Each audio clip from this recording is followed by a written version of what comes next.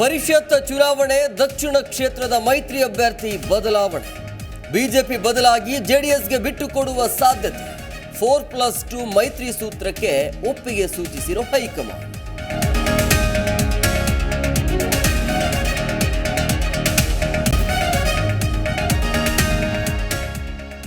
ಹಾಸನ ಅಶ್ಲೀಲ video viral ಪ್ರಕರಣಕ್ಕೆ twist. Video viral ಮಾಡಿದ ಇಬ್ಬರು ವಶಕ್ಕೆ.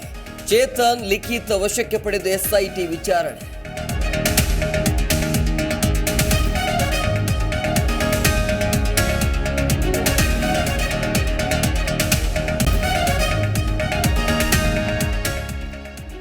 ಕುಮಾರಸ್ವಾಮಿ ಏನು ಸಾಚ ಅಲ್ಲ, ಮುಂದೆ ಅವರ ಮೇಲೂ ಮಹಿಳೆಯರು ದೂರು ಕೊಡ್ತಾರೆ. ಮಂಡ್ಯದಲ್ಲಿ ಕೈ ಶಾಸಕ ಕದಲೂರು ಉದಯ್ ಸ್ಫೋಟಕ ಹೇಳಿಕೆ.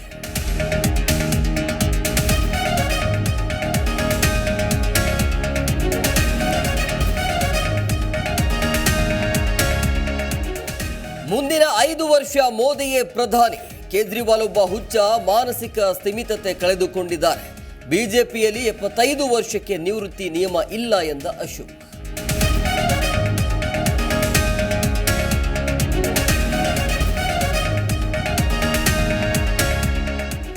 ರಾಜ್ಯದ ಹಲವೆಡೆ ಭಾರೀ ಮಳೆಯ ಮುನ್ಸೂಚನೆ. ಉತ್ತರ ದಕ್ಷಿಣ ಕರಾವಳಿಯಲ್ಲಿ ಯೆಲ್ಲೋ ಅಲರ್ಟ್.